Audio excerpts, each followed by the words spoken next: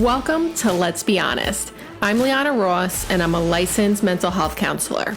I'm the assistant director of Gooding Wellness Group, and I'm on a mission to answer your real and honest questions, unfiltered, while also giving you the real and honest opinions of a mental health clinician on pop culture and trending topics. Stay tuned.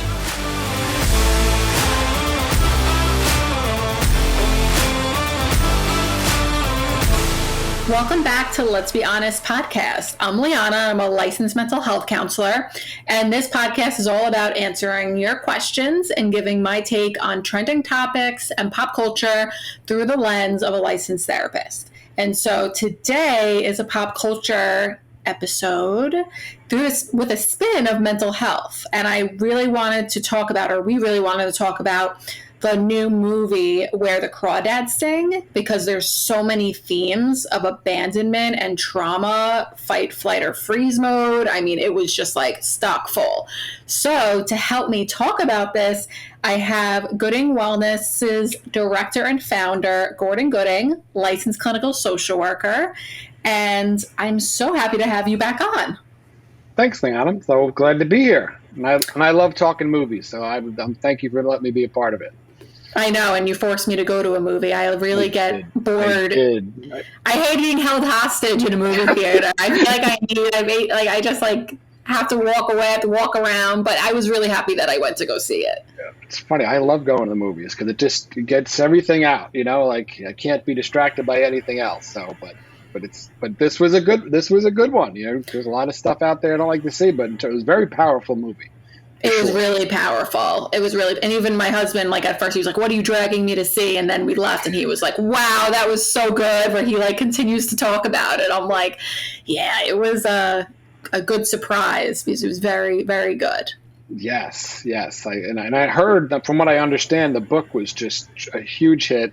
I never read the book, full disclosure, but I can only imagine it was just probably better than the movie. I know, my friend read the book and it was pretty much like the movie, and it's on my list to read. So I figured we would talk about the main points for those people that have not seen it so they can kind of understand what we're going to be talking about. So I feel like we should discuss the main premise and the main points, if you want to kick it off. Sure. I mean, and jump in if I miss something. You know, the story is basically about this young girl who is raised in a very it's no other way to say it, but abusive home, you know, in the middle of, I think it's towards the swamps of Louisiana down there. And the mother abandons the children because it's a very abusive relationship. And over time, her other siblings leave, and she's, really raised in a very horrific environment. And then her father leaves, and she's really there as a young girl, having to survive. And live off the land and somehow, educate herself and do everything herself and at a very young age. I mean, I didn't really say what age it was. Do you remember how old she was? I mean, she looked like she was probably 14 or so by the time she was. Oh, I thought she was 11. Yeah, maybe. Yeah. And I don't know about you, but my thought was where's CPS? But then it did show that they did try to go look for her numerous times and she dodged them. So I was like, okay. And this was a different time and day, this was just years ago where CPS wasn't, as active as they are here. And it was in a very rural part of the country down there too, where she wasn't easy to just pop in over. This house sounds like it was in the middle of the woods or the, I guess was it a swamp or near the swamps? I guess it was. Yeah, the swamps. You had to boat around to places, boat to the store. And she did have two, I guess, role models that worked at the store that they always went, and they were the only ones who knew what was really going on. And of course, she grows up and having this abandonment. What happens is she finds men who also abandon her, who also kind of continue the pattern of abandonment and just toxicity. And it reinforces the need for her to be independent and not able to rely on anyone. Yes. And that attachment, that how guarded she gets against anybody outside except for that wonderful couple in the who run the little fish shop there. But I guess the main premise was these two. The main focus was the two relationship. One that she was very guarded against, and eventually let him in, and ends up getting her heart broken. And then another one that quite honestly, it was like, I don't know how you felt about it. It was like almost like she settled for it. It was like because she was lonely. Yes, right? I agree. I was like, and then you get to see the toxicity and just person is mentally unwell. And also the big main premise was that the second guy ends up being murdered, and she is the biggest suspect for the murder because Yeah. of what people see on the outside, that she lives in a swamp all alone. They found like 2 pieces of evidence outside of her house or something that was very minuscule, and automatically they went to her because people judged her. And the Because town she was what they call a swamp girl. Wasn't she swamp swamp girl? girl. Yes, because she was on the fringes of society. People didn't know her about, and what people don't know, they're scared of. So, meanwhile, people thought she was just weird and this outcast, but really she was traumatized. I mean, there was no way she was going to trust the world or society, and she was hiding, that trauma response of just, hiding. That's really a really good way of putting it. We're being redundant, but Yeah, she was just trying to survive. I'm like, if only, that's what my thought was. If only people knew what this girl had went through, I feel like they would have all ran to her door to like support her. absolutely, absolutely.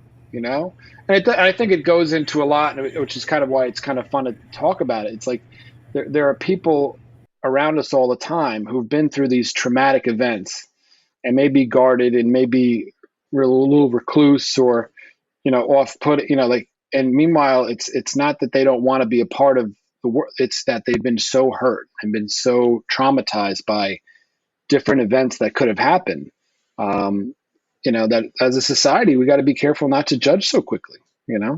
Yeah, I agree. And I think, one of the signs of trauma is that hyper independence, or past trauma is being hyper independent now. And that's where I think the independence and the self sufficiency really kind of helped her. But it really also like avoided her from relying on other people.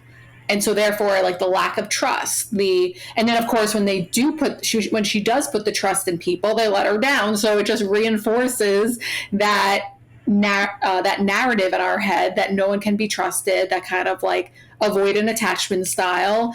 And watching it towards the end, it was like really, there were parts that I was like, this is like really hard to watch. Like it was like really, I was like, this girl can't catch a break. There were some parts of it were so, yes, just so disturbing. The one thing that stood out to me, and I do think what you said is so important. Is that we talk about trauma, we talk about what she's facing, but there's also, and we were talking about before we recorded here, the strength of this young woman. Like because of the trauma, she had to be so strong and so independent and self sufficient and all these things. And I guess there was a scene where someone ravaged. Remember, there was someone broke into her. Yes. Oh, I mean, it was like, here's this girl who's done everything, has set up her whole life.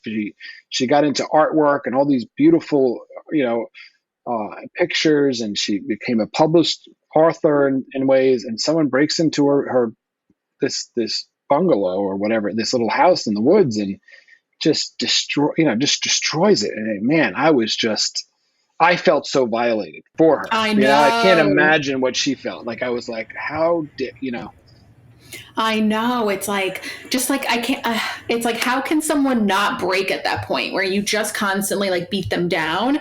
And it kind of just reminded me of, with bullying, like with, you don't know what you don't know. So if, let's say someone is the subject of bullying, but they're already going through so much, like, when is it going to be too much for that person? And it usually is. And you never know what's really going on with someone. Which I think is just like, we always all need to remember that before we pass judgment or before we just like are mean to people. Like we never know what they're going through.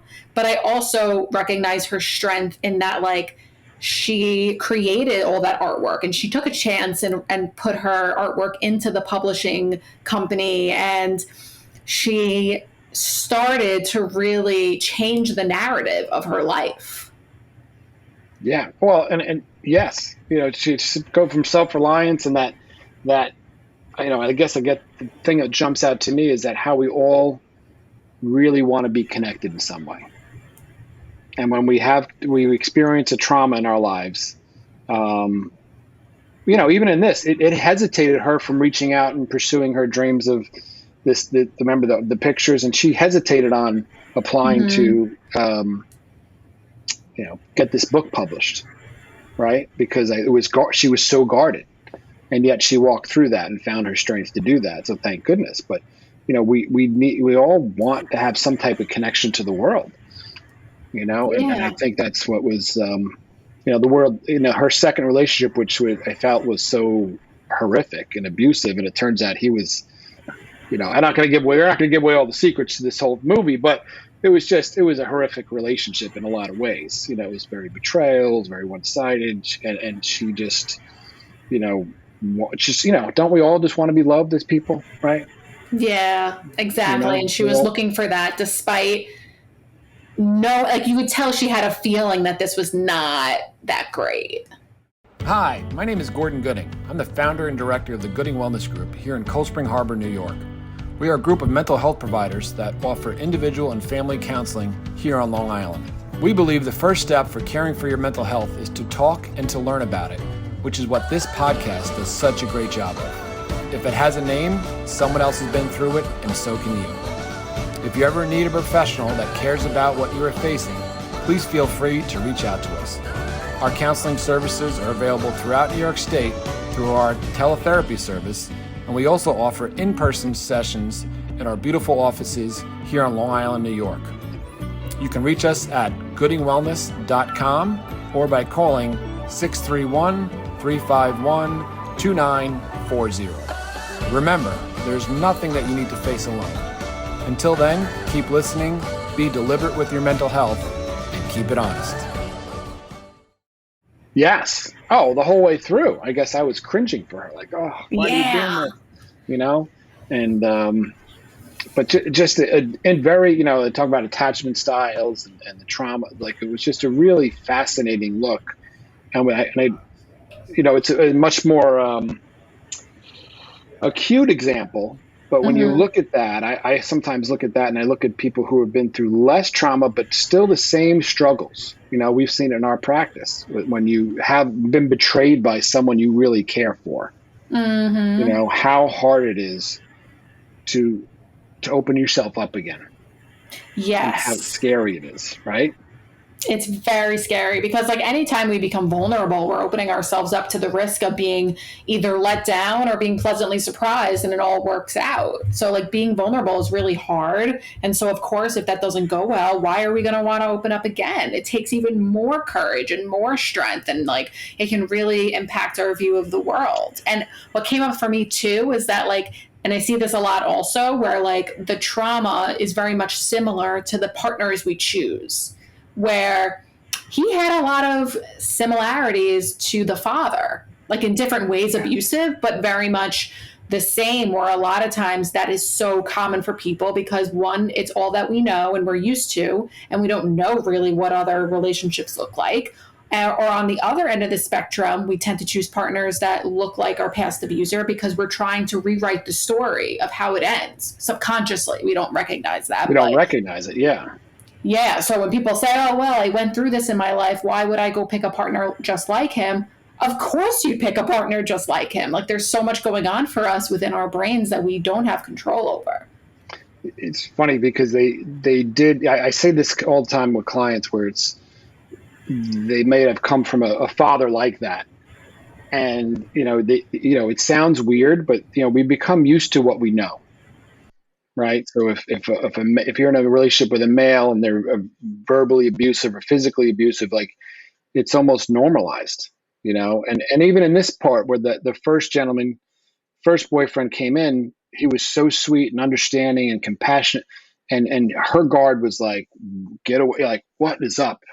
Just stay away, because that's so foreign to someone who's been, that's never been treated that way before. Right. Yeah.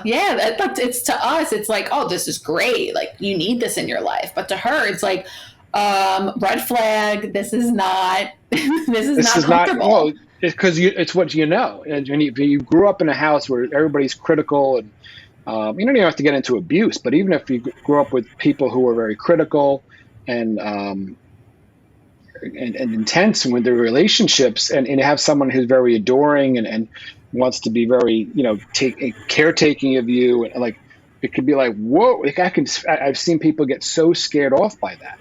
They think they Yes. want this love and compassion, and then they get it and they're like, whoa, It this is kind of scary. reminds me of like when girls, at least I know from like a woman's perspective, like when they don't like too much of a nice guy. Like they want Yeah. the bad boys. And I'm like, what is the theory behind that? Why do we do that? And I wonder if that plays a role, like even if it's not abuse, but like, I don't know, like if it's just we're not used to the super nice guy. Well, and I think it goes with same way with men. I've seen it too with the guys. I've seen that it's like there's some sense of what Yeah. right? They'll complain, to the same extent. They'll complain that their mother babies them and is too much of a caretaker, but then they want somebody who's gonna make wants to take care of them all the time. And it's like, That's wait a sec, true. you just talked about how you didn't want that. Like what so it's what we know. And if it's different than that, that's what's so great about therapy is that we can really spend some time to look at, just because something is uncomfortable to us. If someone's nurturing and caring and compassionate to us, that might be uncomfortable to us. That doesn't mean it's bad for us, though. Right. It's just different. Yes. And to look at it through a different lens is that, the old expression, we treat other people how to treat us. Yes. What we expect is what we get from our partners. Yeah. I agree. I think this movie really so many flags were going off in my head with like I couldn't turn it off. So like I'm glad that we were able to talk about it. And then in the end, obviously we're not going to give it away. But like I felt honestly great. I was like, yeah. It was a surprise, but I was just like rooting for her. And I thank God, because I was like, when you go through movies like that, where it's just like trauma after trauma, it's like, I can't go much deeper. Like, this is like, Yeah. It's funny. We're kind of talking about this and the patterns of this, and I'm thinking about the ending. I'm not going to give it away because I think everyone should see it themselves. There is a sense that even in the end, there was still parts of her that she still didn't share her full vulnerability. yeah. Like she met someone that was, and she still protected that side of her. Right. Yes. Which is a trauma, which is part of that trauma response in a lot of ways. Right. Like maybe she didn't truly trust this person, and she clearly could have. Yes. Exactly. And it's like, again, maybe it goes back to the subconscious where it's like, oh, well, I got to feel a little safe. I got to hold this in just in case. Yes. So it was an interesting, and again, I don't want to give away the ending, but I thought it was such a great example of what so many clients, at least we've talked about this off the camera here, but a great example of what our clients face. And we all face sometimes of taking risks and getting hurt, and how do you recover from being hurt? And, how do we advocate for ourselves in a relationship and expect what we deserve? Yeah. And like, when do things just get too much? Like where if like, okay, this person's not compromising and I know that I deserve better, if they're not going against it's not aligning with my green flags in a relationship, how can I step away? How can I really take that step for myself, even though it's going to be so hard? Like, no denying that. But it's because I'm worth that uncomfortability. Yeah. And in the end, she knew she was so independent. She knew she could do it alone. Right. Yeah. So there was that attachment stuff, but at the same time, her strength was part of her standing on her own and knowing her own strengths of who she was. Yes. But I totally agree. Yeah. Sad movie, heartbreaking movie. And yet, I don't know, just such a example of the human spirit and resilience of a woman who was so strong, right? Oh, totally agree. I mean, I wanted to be her friend by the end. I was like, she is cool.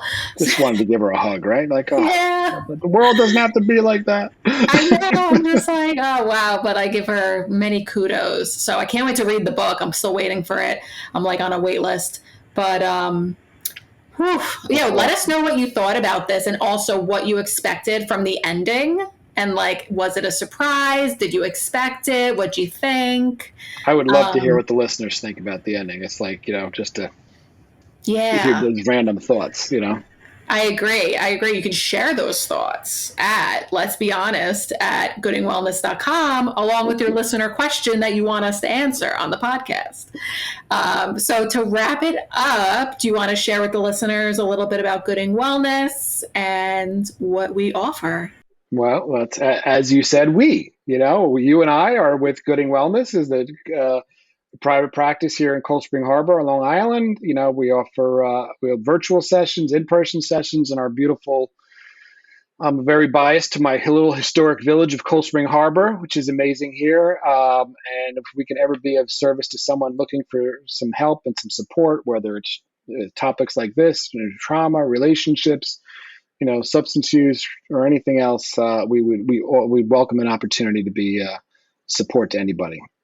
And our Instagram is at Gooding Wellness PC, and our website's goodingwellness.com, and our virtual platform or online therapist can be at longislandteletherapy.com. But thank you so much again for having me, Liana. And I love this partnership you and I have been doing, and you're doing such great stuff here. I'm so glad to be a part of it. Thanks. Yeah, no, it's been awesome so far. I can't believe we're already on episode 9/10. 9, right? Yeah. That's crazy.